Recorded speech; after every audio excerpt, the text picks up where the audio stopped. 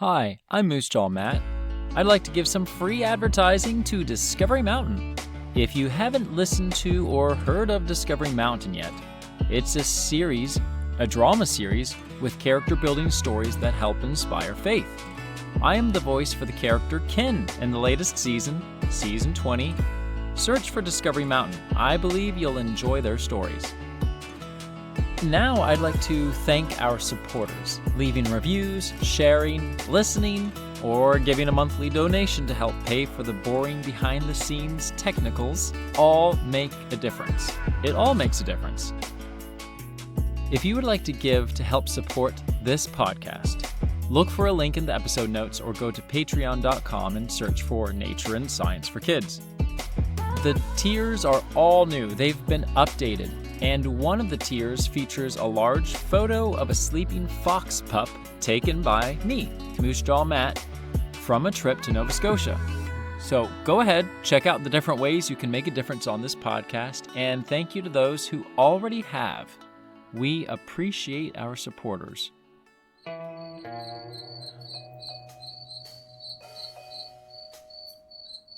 I'm out here at night, and do you know what's joined me? Whoa, calm down. It's just a bat. What are you freaking out about? They suck your blood! I think you've been watching movies that are not true. What I can do is share with you some more accurate bat facts. First, bats ain't no fools. Some people thought bats could only detect moving insects. No, that's not the correct sound effect. That's better. Who's in charge of these sound effects anyway? So, as I was saying, some people thought bats could only detect moving insects. Some moths do hold perfectly still when they hear a bat coming. However, big-eared bats in South America are unconvinced. Studies have shown that they can detect sleeping dragonflies that are perfectly still. In about 3 seconds, they can determine if the target is edible. That means within 3 seconds, they can find out and decide if the target is eatable. This all seems so strange, even impossible. How can a bat's echolocation be sensitive enough to determine different shapes? And in a dense jungle setting? But the common big-eared bat does it anyway. Before we go on any more, echolocation is basically sending out a sound, having it bounce off of something like an echo, and as it comes back, you hear the sound again a little bit later. So bats use this. Humans don't really use it on their own exactly. However, if you've ever had your eyes closed, or you were in a spot where you could not see, and you were walking, and all of a sudden you heard sounds differently, you might recognize that you're by a wall, or something else is around you. That's kind of like echolocation, but bats are much, much better at it than we are. I can actually imagine myself putting fake dragonflies around the jungle just to see what the bats would do. Would you do that? If you think that sounds like a fun idea, maybe you should consider becoming a science researcher, because that's exactly what they did. Researchers tested the bats by putting out fake dragonflies made of paper and tin foil. Can you imagine making origami dragonflies and calling it research? Well, that's what the scientists did. And what do you think the bats did? The bats were interested in the fake dragonflies, but didn't bite them. They can not only tell if there's an insect resting on a branch, but tell different materials apart. Wow, that's impressive. But wait, there's more. That's not funny. All seriousness aside, though, there's a lot more to these winged mammals.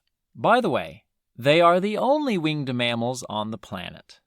Some bats eat not only insects, but fruits. So, how can they find fruit in the dark? Scientists assumed it was using their snouts. That's aka funny word for noses. But glossophagan bats can distinguish between plants. As someone else said, The echoes created by plants are highly complex signals, combining together all the reflections from the many leaves that a plant contains. So, it's very difficult. But these bats have no issues finding flowers and fruit. Some plants even have leaves shaped to attract bats. Let's talk about bats' ultrasonic sounds that they make. Ultrasonic is made up of two words, ultra, which means extreme, and sonic, which means sound. So these are extreme sounds so high that we cannot hear them. There is a lot to be heard higher and lower than we are able to hear. Bats can make sounds higher than we can hear. Much higher. We can hear from about 20 hertz to 20 kilohertz. Most bats can chirp in a range from 12, which we can still hear, but all the way up to 160 kilohertz. That's about 8 times higher than we can hear. But wait, there's more. Apparently, the clear-winged woolly bat, it's a real thing, makes one of the highest pitched sounds of any animal in the world, if not the highest. Their range starts, this is their lowest, at a whopping 235 kilohertz. That's really high. Way, way, way higher. And it goes up to 250. Remember, we can only hear up to 20 kilohertz. That's super high. And this goes, they start at 230 kilohertz. We can't even come close to hearing their lowest notes. Not even close. Not only can bats make high-pitched sounds, but they have amazing ears too. At Virginia Tech, they found that bats' ears can change shapes to better hear different sounds. Now, they're not changing from the shape of a taco to a Ferrari. They're just changing slight directions and moving them a little bit.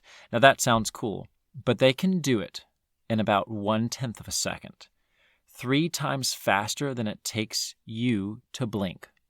That's not enough awesomeness for God's creatures. They can also process multiple overlapping echoes with wavelengths arriving just 2 millionths of a second apart, and they can tell the difference between objects only 0.3 millimeters apart. That's about the width of a human hair. That is so amazing, I hardly even know what it all means. But their hearing abilities are hard to even study, let alone understand. They are hearing in ways we cannot even imagine. That's putting it mildly. Not all bats use vocalizations for echolocation. Vocalizations has to do with your voice and vocals. So just imagine a bat going around singing. They don't do that, but just imagine it anyway. It's funny. Funnier the more you think about it. Some fruit bats, guess what they eat? Tacos. No, just kidding. Taco bats. So some fruit bats cannot make the same sounds as most other bats for echolocation. So what do? They use their wings to clap. Scientists wanted to be certain the bats weren't making those sounds with their mouths, so they even sealed the bats' mouths. I fail to see how that was the best use of research funds, sealing the bats' mouths shut. But anyway, finally, some bats hunt fish. How in the world can a bat hunt for fish? Echolocation doesn't go through water. It just bounces off like hitting a wall. So how exactly? It's like us looking at a wall in a way. We cannot see through it. Well, their echolocation is so sensitive that they can detect ripples on the surface caused by the fish underneath. So they don't see the fish, but they can see the effects of it, and somehow they understand that there's a fish beneath the surface. They go fishing by reading the troughs and peaks of the water with sound. So astounding. I learned things I never knew about bats, and I hope you did too. I'm enjoying learning with you. Friends, the world we live in is constantly leaving me in awe. The natural world, that is. The more I learn, the more humbled I am that I even get to be alive. What a loving God to create such wondrous things, and He cares about you. His hearing is better than a bat's hearing. When you pray, somehow, He hears you. Just like a bat can detect fish beneath the surface of water even though it cannot see it, so God knows the prayers of our hearts, even if we don't speak the words. He is so eager to hear from you. Talk with Him right now. The Bible says, "Cast all your cares on Him, because He cares for you." Listeners, I'd like to remind us all, please share how you've been exploring your world, and I'll feature it on an upcoming episode. You can record your voice and send in the audio recording, or simply share on our Facebook page, or our website, moosejawmatt.com. Now it's time for our mystery sound.